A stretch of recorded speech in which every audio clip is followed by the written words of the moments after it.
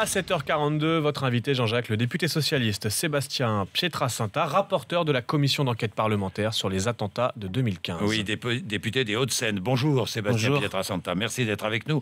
Alors, on va commencer avec la plainte que va déposer l'avocat de Salah Abdeslam contre Thierry Solère, le député, pour violation de la vie privée. Vous savez que le député Les Républicains a rapporté dans la presse sa visite à la prison de Fleury-Mérogis, une atteinte à la vie privée de Salah Abdeslam, selon son avocat Franck Berton-Mathieu-Rouault. Prière, sport, télé-réalité, cuisine, le quotidien de Salah Abdeslam s'étend sur 2 pages dans la dernière édition du Journal du Dimanche. Thierry Solère raconte que 6 caméras filment en permanence le détenu, qu'il a pu le voir faire du rameur dans l'une des 4 cellules qui lui sont dédiées, qu'il a pu le voir faire sa prière, lire le Coran. Thierry Solère décrit aussi un homme aux gestes saccadés qui fait preuve d'une grande nervosité. Son lit est parfaitement fait, tout est rangé de façon maniaque. Bref, une série de détails qui fait hurler l'avocat de Salah Abdeslam, maître Franck Berton. De quel droit s'autorise-t-il à s'épancher pendant 2 pages dans le Journal du Dimanche sur ce qu'il a vu, lui? Ça n'intéresse personne. Il crée une polémique, il rajoute au trouble à l'ordre public. Oui, nous engagerons une procédure pour violation et atteinte aux droits et à la vie privée de M. Abdeslam, parce que c'est au moins la seule chose qui lui reste.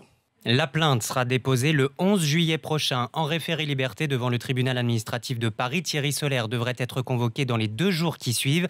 Il encourt jusqu'à 1 an de prison, 45 000 € d'amende. Qu'en pensez-vous, Sébastien Pietrasanta? On a affaire à un avocat qui a besoin d'exister, qui a besoin de protéger son client, donc il se jette un peu sur tout. Thierry Solère était dans son rôle en allant visiter cette prison. C'est le rôle des parlementaires qui puissent aller voir dans quelles conditions est détenu Salah Abdeslam. C'est aussi son rôle. Donc moi, tout ça est, je pense, un peu du théâtre. C'est du théâtre de la part de l'avocat de Salah Abdeslam. Je le pense, oui. Bien, Sébastien Pietrasanta, vous êtes le rapporteur de la commission d'enquête parlementaire sur les attentats de janvier et novembre 2015 à Paris. Dites-moi, Sébastien Pietrasanta, est-ce que vous avez dit que l'attaque du Bataclan n'aurait pas pu être évitée? Dans le rapport parlementaire, c'est la page 125 du rapport parlementaire, je reviens sur une question qui nous a été posée tout au début des auditions par les avocats et les familles des victimes, en nous disant mais le Bataclan avait été ciblé en 2009.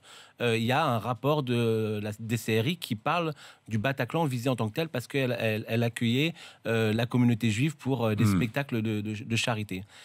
C'est effectivement un élément qui était important. On a interrogé le procureur de la République, le directeur général de la sécurité intérieure, qui nous disait qu'il ne pouvait pas faire de rapprochement entre ce qui s'était passé en 2009 et ce qui s'est passé 6 ans après, le 13 novembre 2015. C'est ça que j'explique dans le rapport, à travers la bouche du procureur de la République et du directeur général de la sécurité intérieure.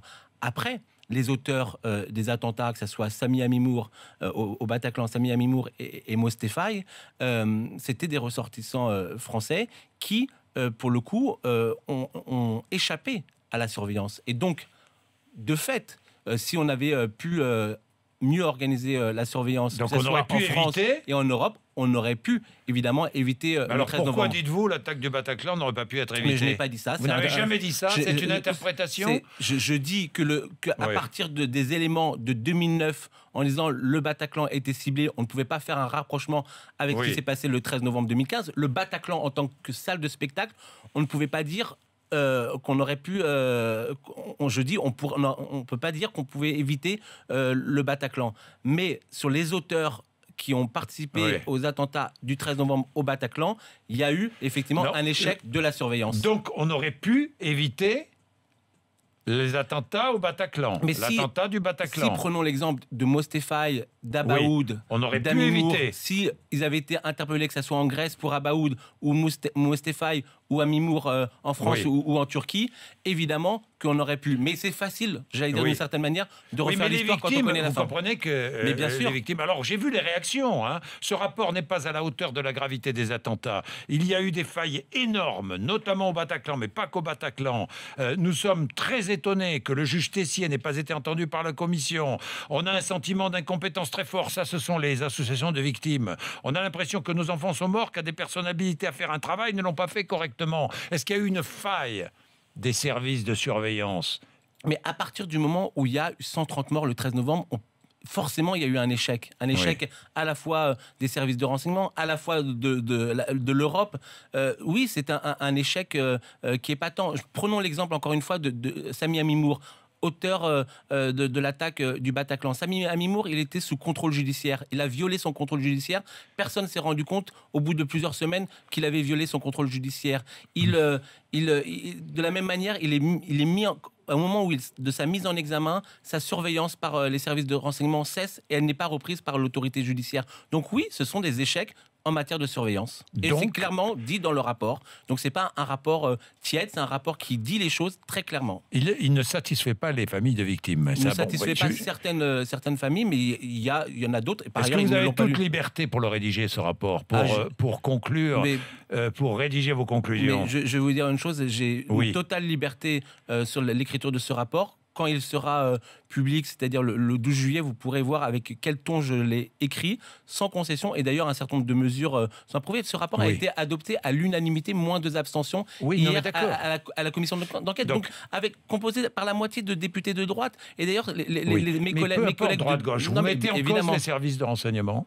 Je mets en cause la manière dont les choses sont réfléchies. Ça veut dire quoi, ça? Est-ce que oui ou non, les services de renseignement ont fait leur boulot? Les services de renseignement, les hommes et les femmes qui composent les services de renseignement font leur boulot. La question de l'organisation, la question de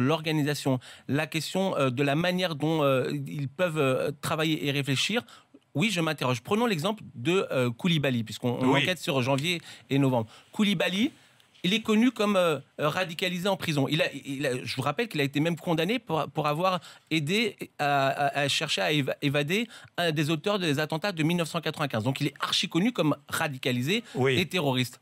Le type sort de prison sans que l'administration pénitentiaire prévienne les services de renseignement. Donc personne ne le surveille à la sortie de prison. Vous soulignez un nombre de failles mais il y a eu un certain nombre effectivement d'échecs et je le mets dans le rapport. Donc je le dis avec ce ton-là. Et donc à partir de cela, on met des propositions, on fait des propositions. J'ai vu la proposition, il y en a eu beaucoup, notamment 40. La mise en place d'une base de données commune à tous les services de renseignement, ce qui est très important. Parce que c'est étonnant. Il va bien falloir qu'on soit plus efficace. Quand même, chaque service de renseignement, et on est nombreux à en avoir en France, a son propre fichier. L'idée, c'est d'avoir une base de données commune, que les services du ministère de l'Intérieur puissent avoir une base de données commune avec les services extérieurs ou l'administration pénitentiaire, par exemple. J'avais une dernière question à vous poser, parce qu'au milieu de toutes les propositions, j'ai vu que vous souhaitiez que la France envoie des soldats en Irak. Oui, c'est une décision la plus personnelle du rapporteur que je suis. Mais dites-moi, c'est... Mais parce que moi, à titre personnel, et je m'engage à titre personnel, je considère que les frappes aériennes, c'est une bonne chose. Ça a permis de faire reculer en partie Daesh en Syrie et en Irak. Mais on voit bien que les bombardements, elles ont leurs limites. Le QG de Daesh, c'est dans les villes, dans les hôpitaux, dans les écoles. Vous avez envie de ressouder sunnites et chiites contre vous, quoi? Moi, j'ai envie d'éradiquer Daesh. J'ai pas envie